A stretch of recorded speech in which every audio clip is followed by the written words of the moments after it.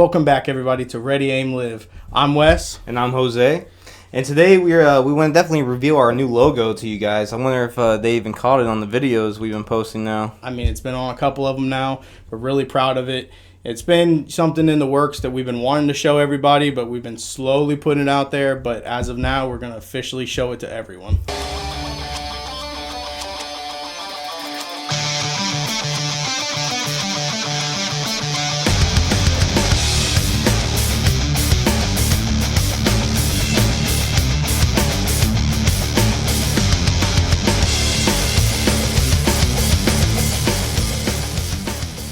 And very soon we're going to have this flag is going to be our logo. And I can't wait to have that. You guys are going to love it. There's a lot of misconceptions in the world, guns being a very big one. Don't you agree? I am very passionate about the fact that, yes, there are tons and tons of videos out there of misconceptions that are being put all over the internet. And some of the big ones that we want to get into today is going to be the definition and the actual acronym for AR-15. To me, that is one of the ones that drives me crazy in the world, because AR-15 does not stand for assault rifle. It stands for Armor Light Rifle and is the company that made the original AR-15 and patent the information. Armor Light own all rights to AR-15. That's why a lot of companies are going to come in and they'll have a model looks just like an AR-15, but it's not going to be called AR. They'll have their own company abbreviation behind it. Like, for example, my Diamondback is DB15. You know, there's plenty of examples out there. But 15, even that number, it's just a model number. It has nothing to do with the gun. You know, we obviously know it's nothing to do with the magazine capacity, because it's going to hold 30 rounds unless you get a 10 clip or 10 mag. True.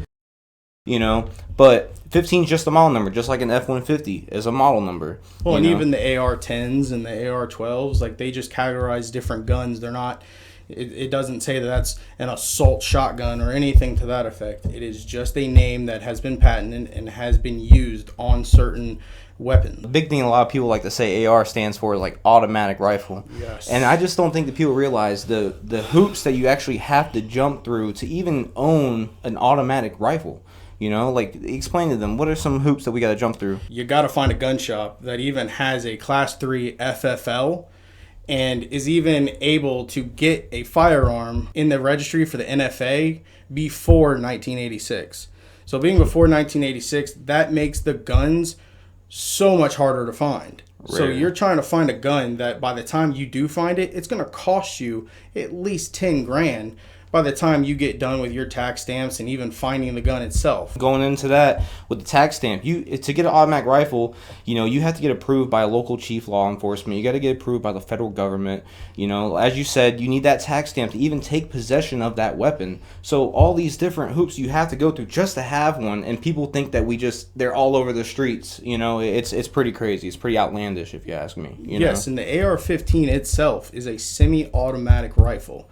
There is nothing fully automatic about it. There is nothing that makes it fully automatic.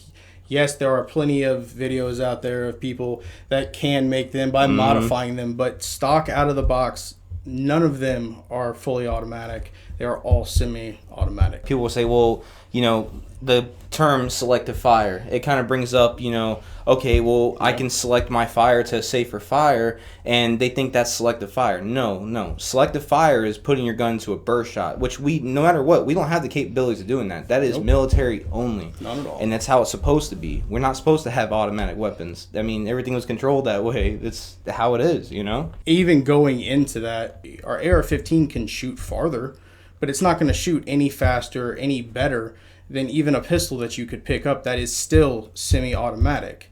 So with that information, there is no real difference between the guns other than people that may be competitive shooting or using it for hunting, that are trying to have, you know, long-range shots. Definitely. Other than that, that's the only thing you're picking up from having an AR-15. One thing that I always hear it, it's like, oh, you could just walk into a gun shop and you could just buy a gun and leave. Like, no, it's not that easy.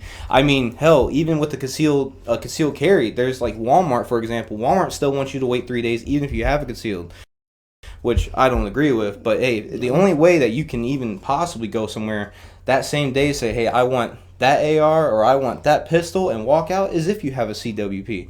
And all the steps you even have to go through to just get that too, you know?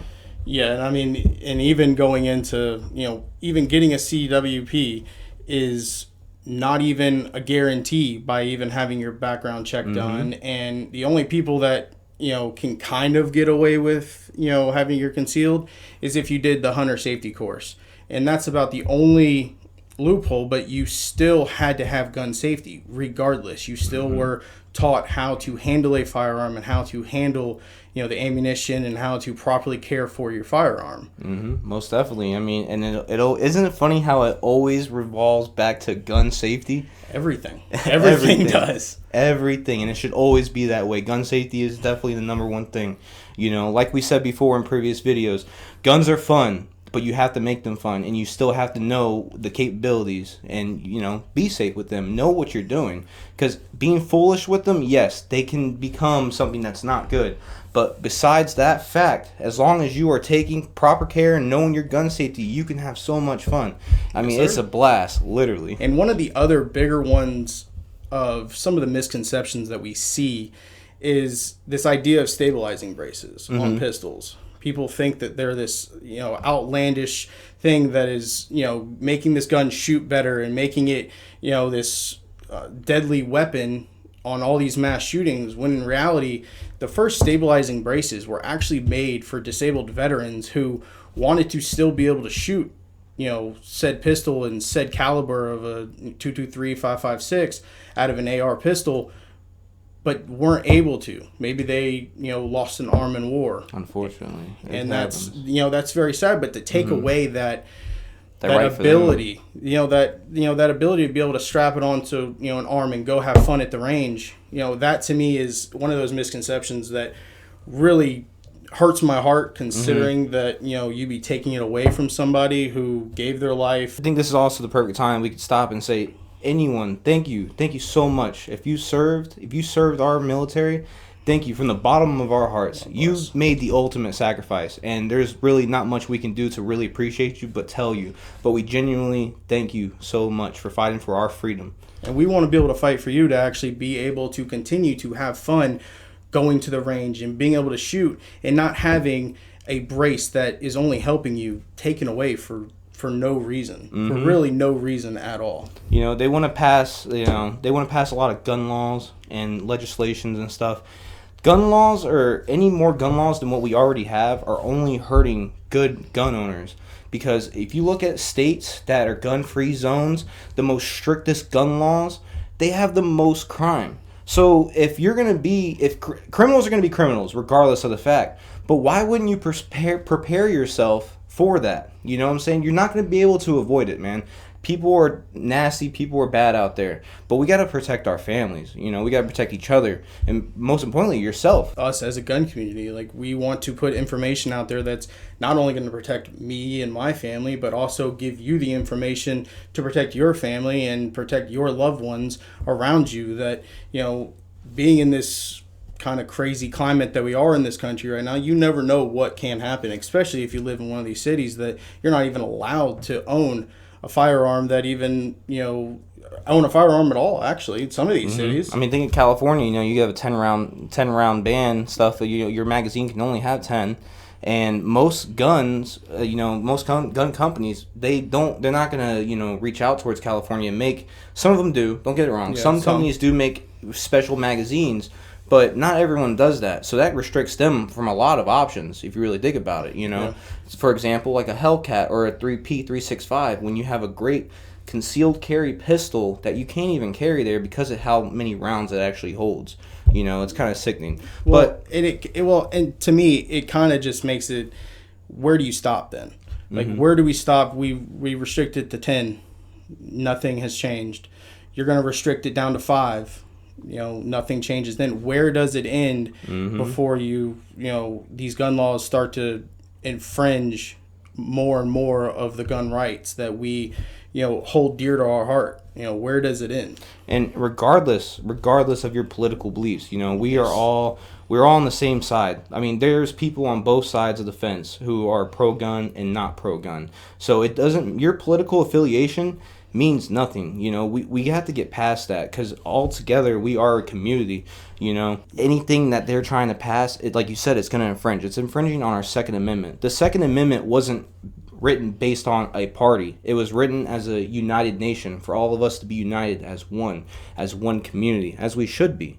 We are true Americans. All right, guys, thank you so much for watching. We're glad we can come today on today's video about misconceptions in the gun world and in general, you know, in the community. You know, we want to know your feedback, things that you guys might see out there that we don't know, things that you feel like we have missed. We want to get that information. You know, it's all we have. Everything is our opinions. It's all opinion based, but we want to know more facts too. We do a lot of research before we do these videos.